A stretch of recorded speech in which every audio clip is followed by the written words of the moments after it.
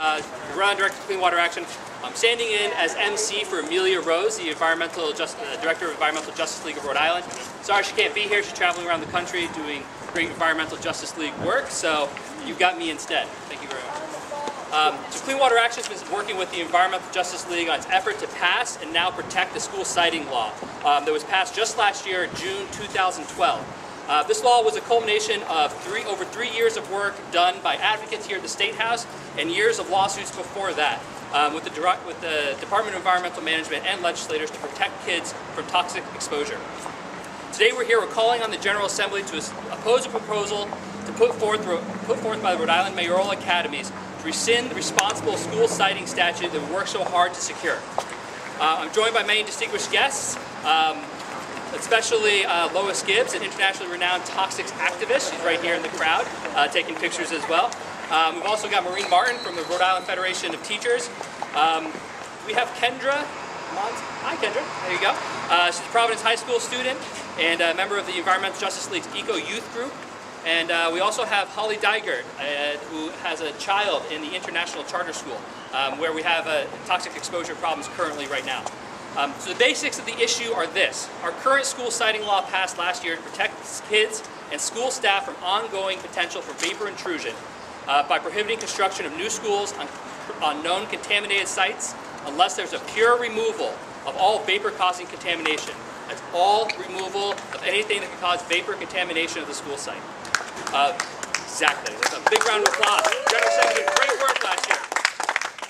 So vapor intrusion, for those of you that don't know, is the process by which volatile chemicals that are polluting land and groundwater migrate their way in the form of vapor into buildings through cracks, through holes, and through the building's foundation. These volatile chemicals are often left over from manufacturing, landfill, and other industrial processes and are typically known carcinogens. Vapor intrusion is a new science. It's a new field of study. We're just beginning to understand the full ramifications of vapor intrusion on our health. There's absolutely no need to make kids guinea pigs in some sort of long-term science experiment by placing schools on top of these sites. Our current building codes, which are what this proposal is sought to model our school siting laws after, do not include vapor intrusion as potential contaminant. It looks at soil contamination, water contamination, but not the gas that's in and around our buildings. So this would threaten the health of kids and school staff.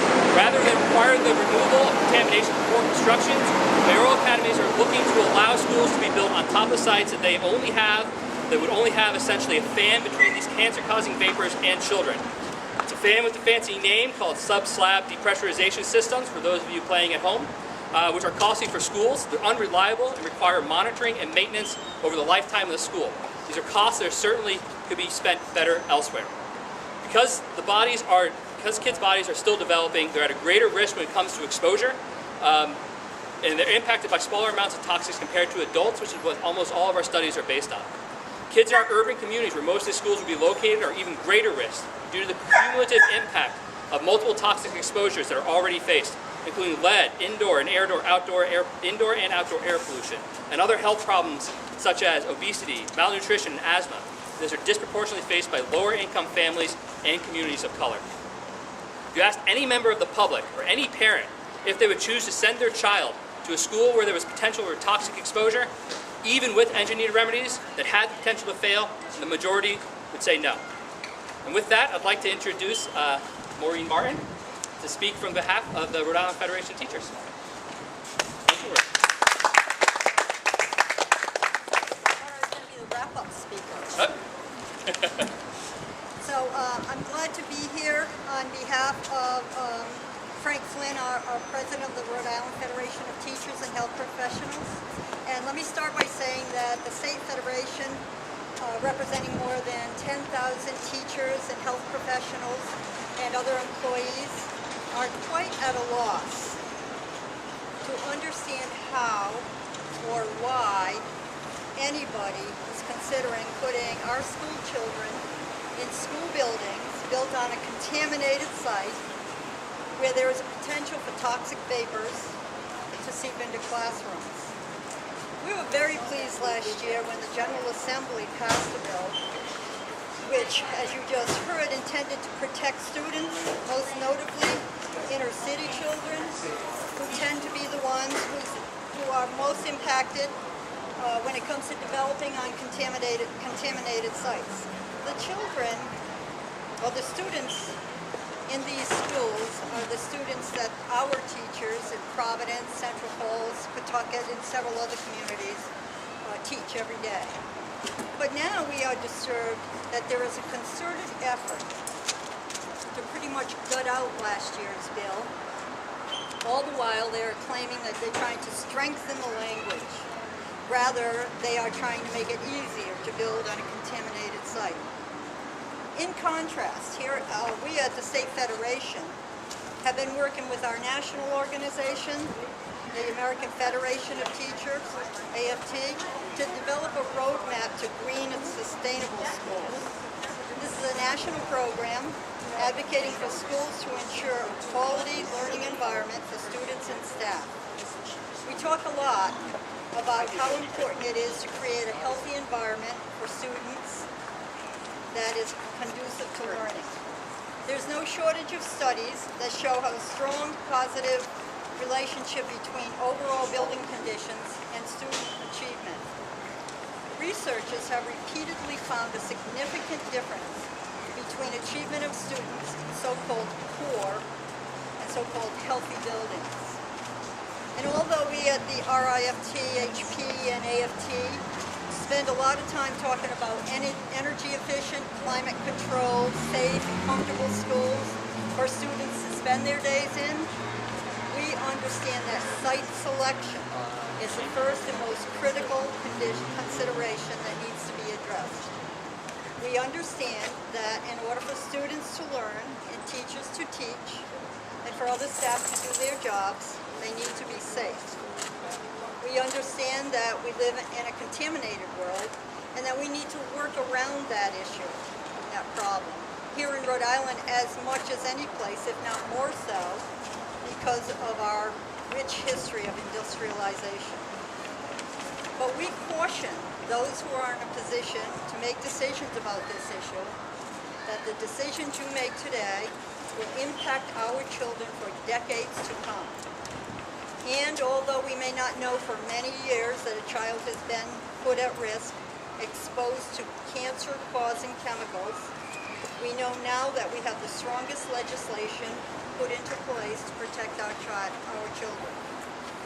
Now let me end by saying that we understand that the General Assembly in 2008 passed legislation that created the mayoral academies. They created these publicly funded charter schools that have been freed from some rules and regulations and statutes, as it says in the statute, that apply to other schools. But we really do not think that building schools on toxic, contaminated industrial sites and putting students and teachers and other school personnel at risk was their intent. Thank you.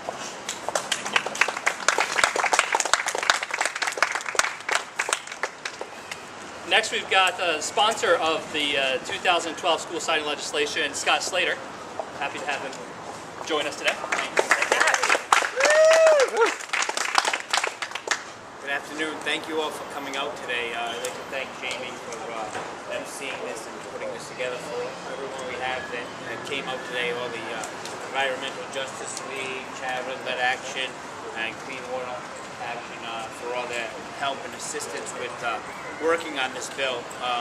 It took about 3 years for this legislation, with work with DEN and with all the advocates. We worked on this legislation for many years. I'd like to thank Amelia, who couldn't be here today, but she's been really a driving force a lot behind this legislation and helping out. She's been working with me on a regular basis with everyone else that's here today. But what this legislation did was it would prevent schools from being built on land where there's vapor intrusion. And also, where there was contamination, it would set up a public process for school districts to follow or for cities and towns to follow. And so the reason behind this legislation is to keep our kids, keep our educators, keep everyone safe from contamination. I'd also like to thank Lois Gibbs for being here, today and coming out, and being here for this event and helping out to meet with our legislators and talk to them about this issue. So I'm going to be pretty brief, but the reason for this is prohibiting schools on vapor intrusion sites is fiscally responsible. These schools that do have vapor intrusion need very costly systems on a regular basis to try to keep the air clean. And rather than have our school districts spend the money on that, when they could be spending it on our kids' education, on books, and other things. And also, you know, the main part of this legislation was for transparency and for allowing the public to have a say and to have public hearings when schools are built. And my leadership in this effort, on this issue, came from my district.